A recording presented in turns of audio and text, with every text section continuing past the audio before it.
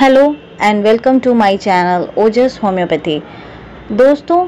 आपने अक्सर ऐसा सुना होगा कि बर्थ के टाइम पर बच्चा रोया नहीं है।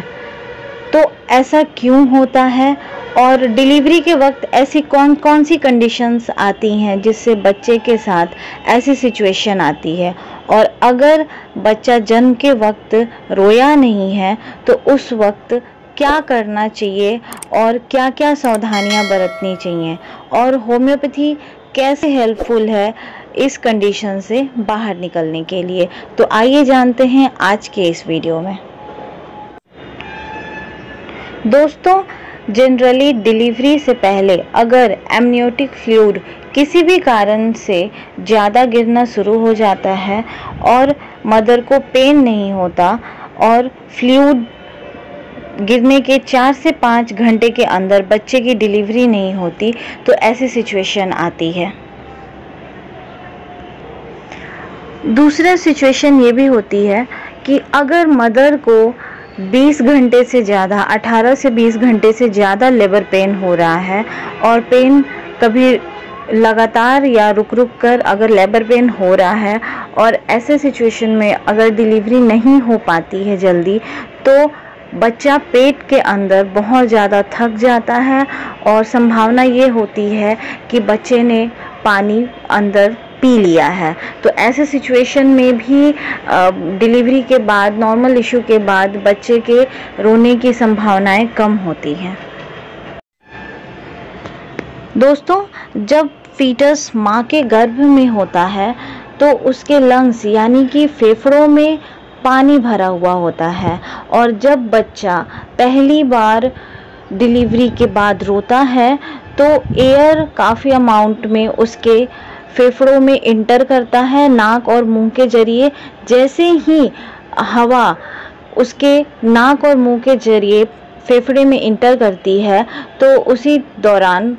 काफ़ी वेग से नाक, मुंह और फेफड़े में भरा हुआ पानी बाहर निकलता है, और जितने भी उसके एल्वियोलर सैक होते हैं उसमें भरा हुआ पानी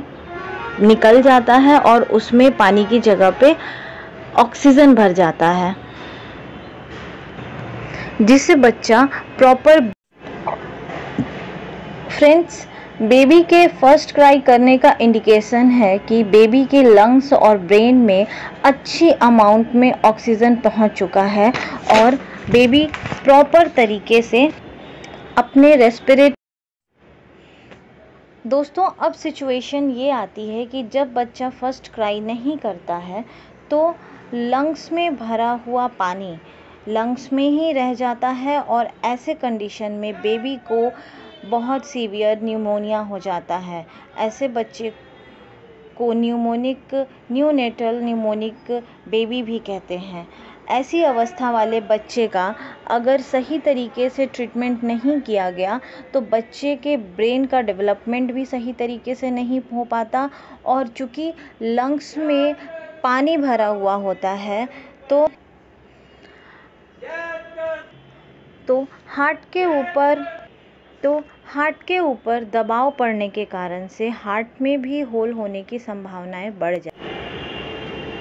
दोस्तों, ऐसे सिचुएशन में पैनिक होने की बिल्कुल ज़रूरत नहीं है। ऐसे सिचुएशन में जब बेबी फर्स्ट क्राई ना करे तो एंटिमटार्ट 1 ml या 10 ml या फिर एकोनाइट 1 ml या 10 ml की 1 से 2 बूंद को कॉटन पतला करके उसमें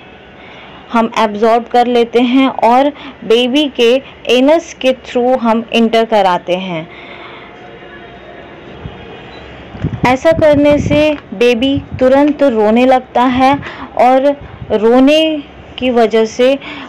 उसके फेफड़े साफ होने लगते हैं और ऑक्सीजन प्रॉपर इंटर करने लगता है। तो दोस्तों, इसके बावजूद भी बेबी को एक अच्छे पेडियाट्रिशियन से ज़रूर दिखा लेना चाहिए और डॉक्टर की सलाह हमें। दोस्तों, बहुत ज़्यादा लेबर पेन होने के कारण मदर को, या फिर एमनियोटिक फ्लूइड निकल जाने के कारण, या फिर किसी अदर कारण की वजह से अगर डिलीवरी में लेट होती है तो ऐसे कंडीशन में बच्चे में ऑक्सीजन का अभाव हो जाता है, या फिर बच्चा अगर फर्स्ट क्राई नहीं कर रहा और मेडिकेशन के बाद या ऑक्सीजन देने के बाद बच्चे ने क्राई करा भी है, तो कभी कभी ऐसी सिचुएशन आ जाती है कि बच्चा साइनोस्ड हो जाता है। ऐसे कंडीशन को हम ब्लू बेबी कहते हैं। जब बच्चे में ऑक्सीजन के अभाव में बच्चा धीरे धीरे ब्लू कलर का, बच्चे का शरीर धीरे धीरे ब्लू कलर का में कन्वर्ट होने लगता है। ऐसे सिचुएशन में कार्बोवेज 1 mg की 1 से 2 बूंद उसी तरीके से कॉटन को पतला करके उसे उसमें डिप करके उसके एनस के थ्रू हम इंटर कराते हैं, जिससे कि ये साइनोस वाली कंडीशन भी धीरे धीरे समाप्त हो जाती है। But last but most important कि आप जो भी प्रोसेस कर रहे हैं, जो भी मेडिकेशन कर रहे हैं, उसके बावजूद भी ये एक एक्यूट कंडीशन में आप फर्स्ट एड दे रहे हैं। इसके अलावा आपको ज़रूरत है कि अगर बच्चा सिचुएशन में आ जाता है तो इमीडिएट उसे लेकर किसी अच्छे पेडियाट्रिशियन के पास ले जाइए, और अगर डॉक्टर ने कोई सलाह दी है तो उसकी सलाह को ज़रूर माने, जो कि बच्चे के फ्यूचर के लिए बेटर होगा। तो दोस्तों, अगर आपको मेरा वीडियो पसंद आया तो प्लीज़ इसे ज़्यादा से ज़्यादा शेयर करें, लाइक करें और सब्सक्राइब करना ना भूलें।